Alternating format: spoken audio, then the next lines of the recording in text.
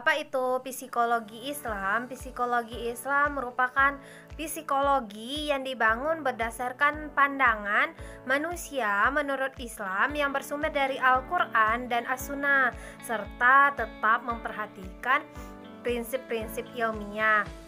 Psikologi Islam merupakan corak psikologi yang berlandaskan citra manusia menurut ajaran Islam, yang mempelajari keunikan pola perilaku manusia sebagai ungkapan pengalaman interaksi dengan diri sendiri, lingkungan sekitar, dan alam kerohanian. Nah, tujuannya itu adalah untuk meningkatkan kesehatan mental dan untuk meningkatkan kualitas keberagamaan. Kata psikologi berasal dari bahasa Yunani, yaitu psikologi. Psikologi sendiri adalah gabungan kata dari psike dan logos. Psike sendiri artinya jiwa dan logos artinya ilmu. Jadi secara harfiah psikologi adalah ilmu jiwa. Menurut Wilhelm Wundt, psikologi adalah ilmu pengetahuan tentang kehidupan mental, yaitu pikiran, perhatian, persepsi, kemauan, dan ingatan. Sedangkan Aristoteles dan Plato mengemukakan psikologi adalah ilmu pengetahuan yang mempelajari tentang hakikat jiwa serta prosesnya sampai akhir. Islam. Kata Islam berasal dari kata aslama yang berarti patuh atau berserah diri. Secara terminologi, Islam adalah wahyu Allah Subhanahu wa taala yang disampaikan kepada Nabi Muhammad SAW sebagaimana terdapat dalam Al-Qur'an dan Al-Sunnah sebagai petunjuk bagi seluruh manusia untuk mencapai kesejahteraan dan kedamaian hidup di dunia dan di akhirat. Jadi, psikologi Islam adalah ilmu yang mempelajari jiwa manusia dalam berinteraksi di kehidupan dunia yang berpedoman pada ajaran agama Islam untuk mencapai kedamaian dunia dan akhirat. Sementara itu, menurut para ahli, psikologi Islam adalah ilmu yang berbicara tentang manusia, terutama masalah kepribadian yang bersifat filsafat, teori, metodologi, dan pendekatan problem yang didasari dengan sumber-sumber formal Islam, Al-Quran dan hadis, akal, indera, dan intuisi. Ruang lingkup psikologi Islam. Ruang lingkup psikologi Islam ini ada 4. Yang pertama, fisik biologis, yang kedua, kejiwaan, yang ketiga, sosiokultural, dan keempat, dimensi spiritual. Dimensi spiritual atau dimensi kerohanian adalah suatu wilayah yang tidak pernah disentuh oleh psikologi barat karena perbedaan pijakan teoritik. Psikologi Islam mengkaji jiwa melalui memperhatikan badan. Keadaan badan seseorang akan mencerminkan jiwa. Jadi, ekspresi badan adalah salah satu fenomena kejiwaan. Tetapi, psikologi Islam ini tidak hanya mengkaji dengan memperhatikan badan atau kajian neurofisiologi saja.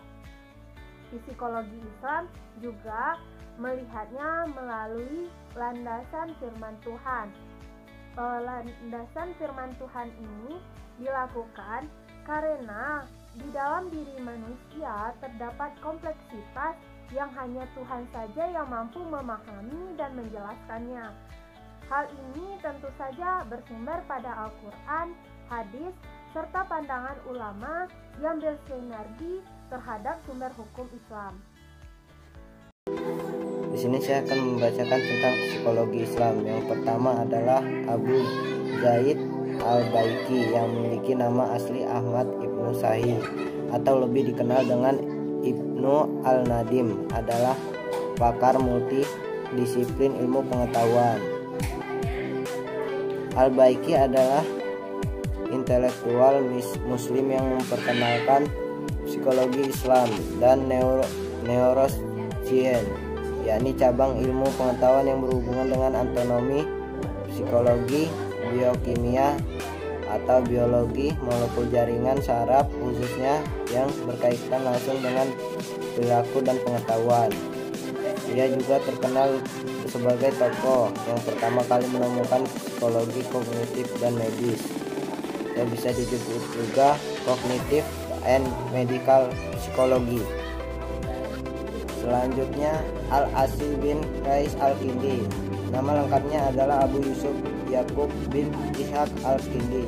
Al-Kindi yang dikenal sebagai perintis psikologi eksperimental secara primis memperkenalkan waktu reaksi antar organ-organ sensoris, stimulasi organ dan kesadaran persepsi dalam pengobatan. Dalam pandangan psikologinya, lebih mengarah pada Plato daripada Aristoteles. Al-Kindi menganggap psikologi memiliki 3 daya.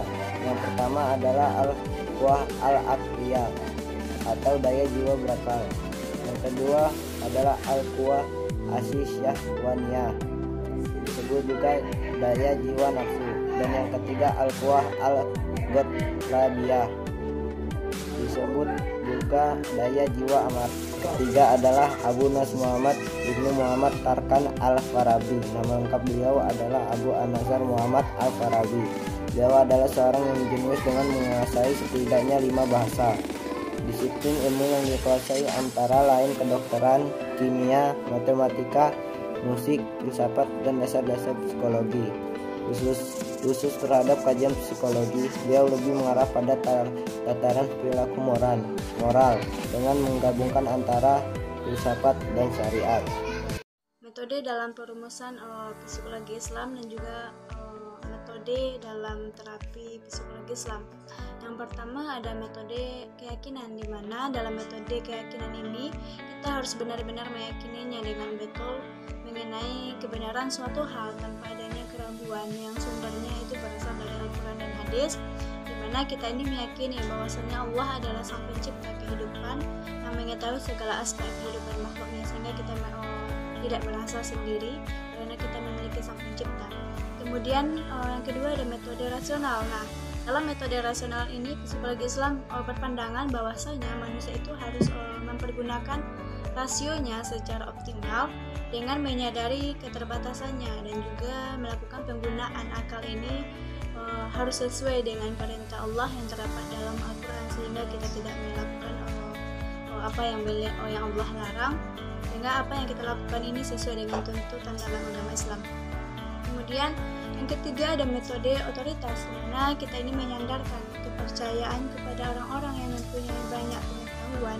Contohnya mungkin seperti para ulama yang mengetahui realitas di balik alam nyata, sehingga beberapa permasalahan yang belum ada pada zaman Rasulullah dan belum ada solusinya dalam Al-Quran maupun hadis, para ulama ini menggunakan akalnya dalam mengatasi suatu permasalahan melalui pendapat beliau. Kemudian menggunakan hati nurani atau qalbu, di mana penggunaan qalbu ini untuk membantu seseorang melihat dengan mata batinnya mengenai kenyataan yang dapat kita lihat dan juga rasakan oleh panca indera dengan metode eksperimen spiritual, yaitu untuk membantu perlakuan tertentu dengan secara rohani mencoba untuk mengetahui apa yang menjadi dampaknya.